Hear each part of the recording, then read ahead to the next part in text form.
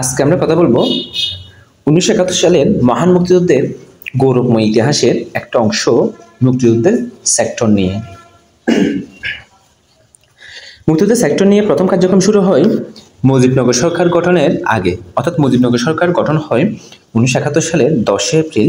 তার আগে 1971 সালের 4 এপ্রিল তেলিয়াপাড়া রণকৌশলে এই মুজিবনগর সেক্টর নিয়ে কার্যক্রম শুরু হয়। আমরা তাহলে একটু ডিটেলস পড়ি। 1971 সালের 4 এপ্রিল সিলেটের তেলিয়াপাড়ায় বাঙালি সামরিক ও উচ্চপদস্থ ইপিআর সদস্য মিলে পাকিস্তানের আক্রমণের রূপরেখা প্রণয়ন করে। এতে সিদ্ধান্ত হয় যে মুক্তিবাহিনী দুইটা পর্যায়ে থাকবে, একটা হচ্ছে নিয়মিত বাহিনী আর একটা হচ্ছে অনিয়মিত বাহিনী।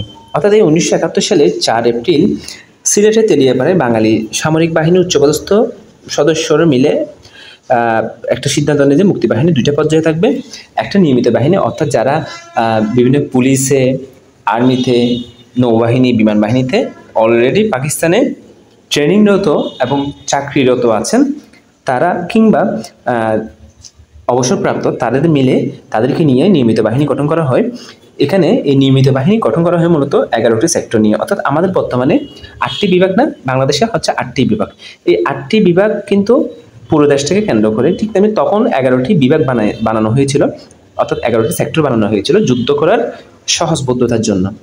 এরপর এখন আমরা জানি আমাদের কিন্তু জেলা হচ্ছে 64টি, ঠিক তেমনি 64টি সাব সেক্টর ছিল, যে সাব সেক্টরগুলোতে ওরা জেলা হিসেবে ব্যবহার করতো। অর্থাৎ ওরা ক্ষুদ্র ক্ষুদ্র ভাগে বাংলাদেশে ভাগ করেছিল যুদ্ধের কার্যপ্রণালী সহজ হওয়ার জন্য।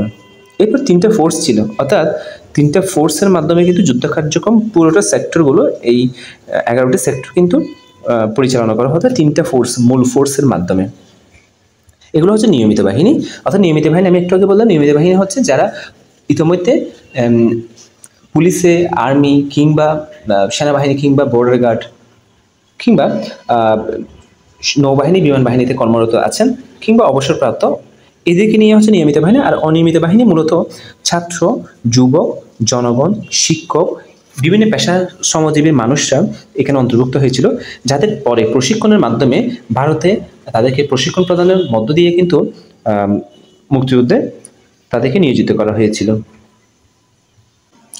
এখন আমরা দেখব গুরুত্বপূর্ণ 3টে ফোর্স কি কি। অর্থাৎ আমরা একটু আগে বললাম 3টি ফোর্সের মাধ্যমে কিন্তু, এই 3টে ফোর্সের মাধ্যমে কিন্তু তেলিয়াপাড়া রণকৌশল অর্থাৎ মুক্তিযুদ্ধের সেক্টর কিন্তু পরিচালনা করা হয়েছিল। সেই 3টি ফোর্স হচ্ছে, একটা হচ্ছে কে ফোর্স অর্থাৎ খালেদ মোশাররফ, একটা এস ফোর্স, একটা কে এম শফিউল্লাহ, একটা জেড ফোর্স যেখানে হচ্ছে জিয়াউর রহমান ছিলেন।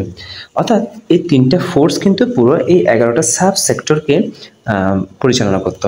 এখন এই 3টা ফোর্সের প্রধান কিন্তু তারা বিভিন্ন সেক্টরে কিন্তু অন্তর্ভুক্ত ছিল। 1 নম্বর সেক্টর, 2 নম্বর সেক্টর এবং 3 নম্বর সেক্টরে এই তিনজন ফোর্সের প্রধানরা কিন্তু অন্তর্ভুক্ত থাকতো। আবার অন্যান্য সেক্টরগুলোতেও কিন্তু একজনকে প্রধান বানানো হতো। অর্থাৎ বিভিন্ন মেজর কিংবা সেনাবাহিনীর মেজর কিংবা অন্যান্য যারা উচ্চপদস্থ কর্মকর্তা রয়েছেন বা কর্মচারী রয়েছেন তাদেরকে নিয়ে কিন্তু, সামরিক বাহিনীর প্রধানদের নিয়ে কিন্তু প্রতিটা সেক্টর পরিচালনা করা হতো। অর্থাৎ প্রতিটা সেক্টরে কিন্তু একজন সেক্টর কমান্ডার থাকতো, প্রতিটা সেক্টরে একজন সেক্টর কমান্ডার থাকতো। এই সেক্টর কমান্ডারে কিন্তু উপরের নির্দেশে এই 3টি ফোর্সের তথ্য অনুযায়ী তারা তাদের ফোর্স পরিচালনা করত।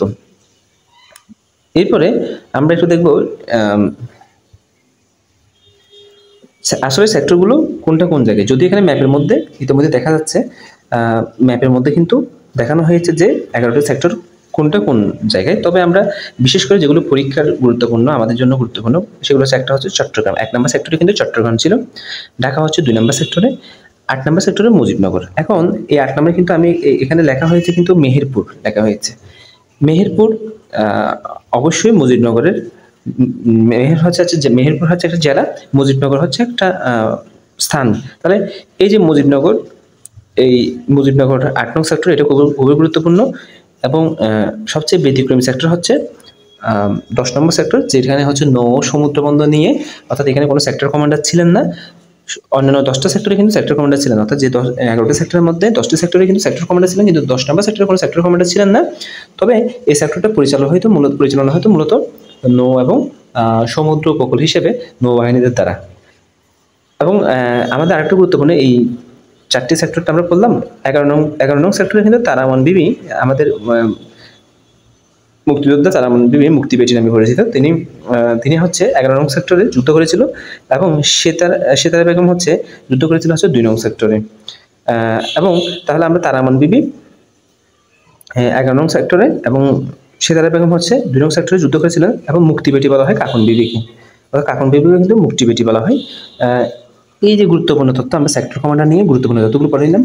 যে কোনো কম্পিটিটিভ পরীক্ষা কিংবা একাডেমিক পরীক্ষা এই তথ্যগুলো অনেক বেশি কাজে লাগানো যাবে। এবং যদি অনার্স ফার্স্ট ইয়ার কিংবা চাকরি পরীক্ষাগুলোতে রিটেন পরীক্ষা যেগুলো রয়েছে, যেগুলোতে ম্যাপ দেওয়া শুধু থেকে, তারা যদি এই ম্যাপটি ইউজ করতে পারে সেক্টর সহ, তাহলে ভালো একটা মার্কস পাবো বলে আমি আশা করি। ধন্যবাদ সবাইকে।